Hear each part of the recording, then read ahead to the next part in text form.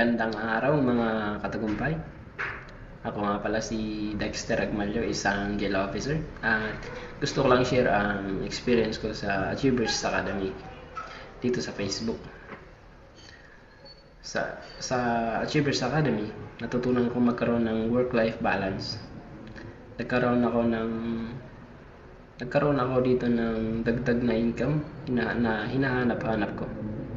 May additional income ulit ako na pumasok sa account ko worth 36,700. So sa mga empleyado dyan na naghahanap din ng legit na additional income, pwede nyong subukan din ito. At least proven and tested ko na mismo. Maganda siya para sa mga katulad natin. At malaking tulong din ito. Thank you, Achievers Academy, sa opportunity na ito. Sa kabila ng ating busy na schedule bilang empleyado, may paraan tayo para kumita ng extra income. Hindi na kailangang ma-stress para lang magkaroon ng financial stability.